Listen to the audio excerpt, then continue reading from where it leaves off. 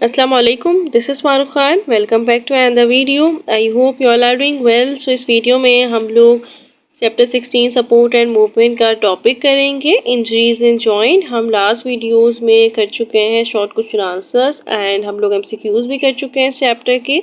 इसमें मैं आपको टॉपिक भी पढ़ा चुकी हूँ, हम लोग मसल्स भी पढ़ चुके हैं, हम लोग जॉइंट भी पढ़ चुके हैं, हम लोगों ने स्केलेटन भी पढ़ चुके हैं, एक्सियल और अपेंडिकुलर स्केलेटन, यहाँ तक कि कार्टिलेज और बोन्स का भी हम टॉपिक कर चुके हैं। अब हमारे पास है जो इंजरीज इन जॉइंट। आपको ये पहले पता होना चाहिए कि जो दो बोन्स हैं वो जॉइंट होती हैं सॉफ्ट टिश्यूज से, और वो होता है लिगामेंट।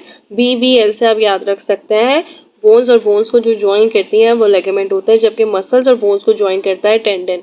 इंजरी है ये लिगामेंट में होती है ज़्यादातर। आपको पता होगा कि जब भी मसल्स का ओवर यूज़ करते हैं किसी भी हैवी फिजिकल एक्टिविटीज़ की वजह से या किसी भी चीज़ की वजह से, जब भी ओवर यूज़ हो मसल का, तो वो जो लिगामेंट होता है वो ट्विस्ट हो जाता है, टोन हो जाता है। टोन है टेयर का पास्ट पार्टिसिपल।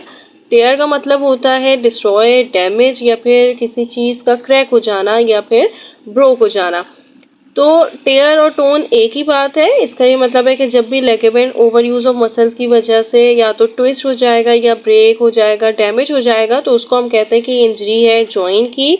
और common types of joint injuries दो दी हुई हैं आपकी बुक में। एक दिया हुआ डिसलोकेशन, आपकी बुक में दो दिए हुए हैं इंजरीज इन जॉइंट में कॉमन टाइप्स, डिसलोकेशन और एक है स्प्रेन। डिसलोकेशन वो कंप्लीट चेंज ऑफ पोजीशन होती है या सेपरेशन होती है बोन्स की इन अ जॉइंट। इसकी वजह से वो पोजीशन चेंज कर लेते हैं, और फिर क्या होता है किसी भी इंजरी की वजह से, आर्थराइटिस की वजह से या weakening of muscles and tendon की वजह से, मसल्स को बोन्स से अटैचमेंट जिसकी वजह से हो रही होती है वो होता है टेंडन।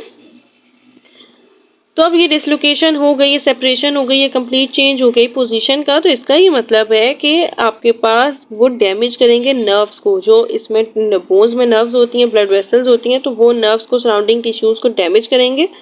और ये डिसलोकेशन का जो कॉमन सिम्टम होता है वो होता है सिवियर पेन, स्वेलिंग होती है, इनस्टेबिलिटी होती है, जॉइंट की इनएबिलिटी होती है कि आप अपने जॉइंट को मूव नहीं कर सकते हैं। ये होता है डिसलोकेशन, कि वो सेपरेशन हो गई है, वो उसकी पोजीशन चेंज हो गई है।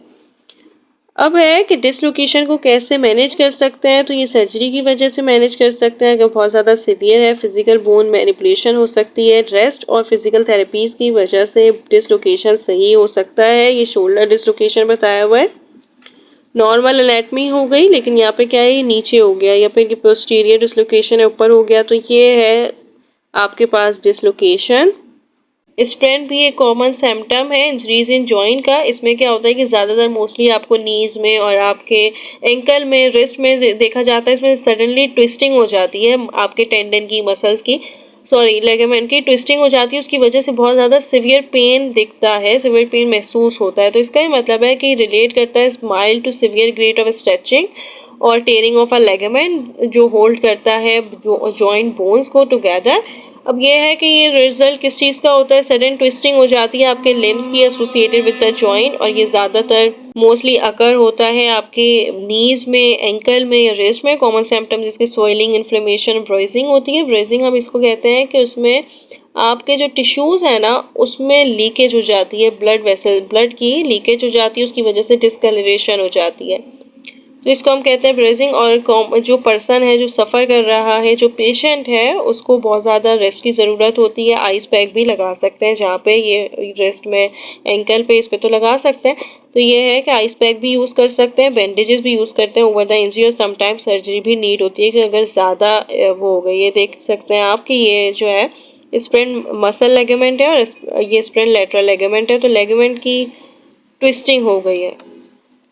अब यहाँ पे फर्स्ट एड ट्रीटमेंट दी हुई है for joint injuries and fractures. तो ये फर्स्ट एड ट्रीटमेंट रेफर ये करती है कि या तो पूरा बेड रेस्ट दिया जाए, बहुत कुछ हफ्तों के लिए बेड रेस्ट कहा जाए पेशेंट को कि वो रेस्ट करें, या फिर आइस पैक को अप्लाई किया जाए। उसकी वजह से ये होता है कि जो वेट क्लॉथ में उसको रैप करके लगाया जाए, उसकी वजह से ब्लड वेसल्स सही हो सकती हैं।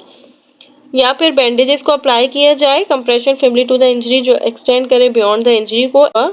कि कुछ ना कुछ ये भी होता है कि ब्रॉड बैंडेजेस को हम यूज़ करते हैं जहाँ पे पॉसिबल हो सकता है कि वो फिर मूवमेंट को ये कर सकें कि आपका जो अगर आप में आपके रिस्ट में हुई है तो वो बैंडेज वगैरह कर देते हैं कि उसकी वजह से आप मूव नहीं कर सकते। आप ये भी देख सकते हैं कि जब भी अगर आपने हार्ड कॉलर देखा हो तो हार्ड कॉलर चढ़ा देते हैं नेक की तरफ, कि उसकी वजह से आप अपनी नेक को मूव नहीं कर सकते। उसकी वजह से ये होता है कि वो हील जल्दी हो सकता है जॉइंट।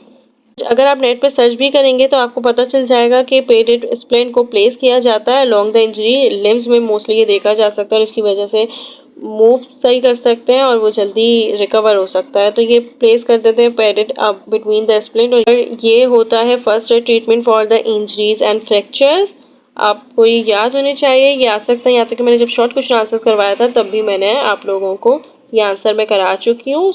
आई होप आप लोगों को समझ आया होगा। इसमें हमारे कुछ टॉपिक बस रह गए हैं, इंशाल्लाह हम जल्दी वो टॉपिक भी कर लेंगे। लॉन्ग क्वेश्चन आंसर्स मुझे कराने हैं इंशाल्लाह, मेरी पूरी कोशिश है कि मैं कल आप लोगों को लॉन्ग क्वेश्चन करवा दूंगी। All the best to all of you. अल्लाह हाफिज़।